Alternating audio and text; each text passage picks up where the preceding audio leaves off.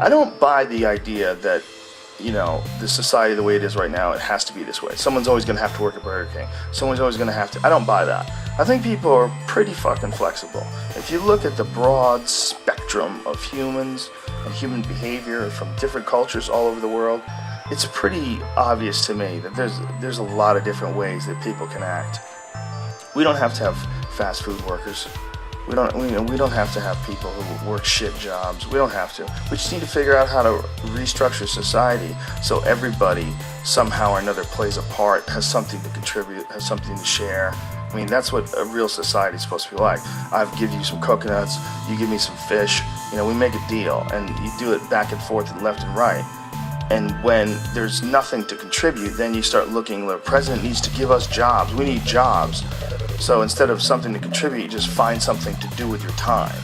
And then it becomes about doing that more than it becomes about finding something to contribute. So society gets wrapped around becoming a part of a machine. Society, instead of becoming a bunch of individuals that are expressing themselves in unique ways, and everybody sort of borrows and shares and sells this and you sell that, and we all sort of figure out how we can contribute in a society, we got sidetracked and diverted into these boxes that they call companies and corporations, and we got stuck into these containers, they go cubicles or offices, and we got forced into this system. So our time, instead of it being invested in making pottery or fixing cars or doing something where you have a passion or you have some sort of a connection to, instead of that, you've sold your life to sit in a box and work for a machine, an uncaring machine that demands productivity. It doesn't understand you, it doesn't want to understand you. It has a bunch of very strict things in order to keep the humor at a minimum in the office, just in case one of you fuckheads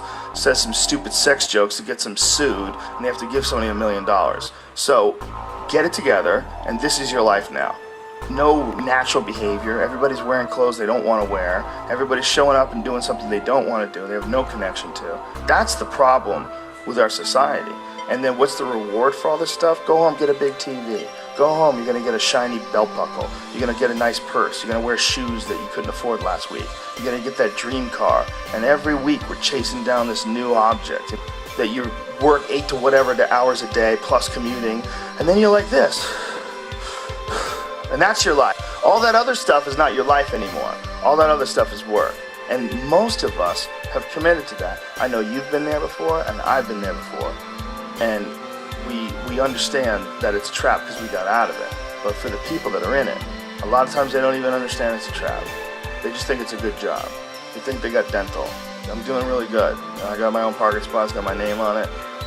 And you're just a piece of a heartless, shitty machine that makes money. The Joe Rogan experience. I could just see that being cut into one of those YouTube videos that somebody does, and in the background there's like people walking fast, then the sun rising really slow.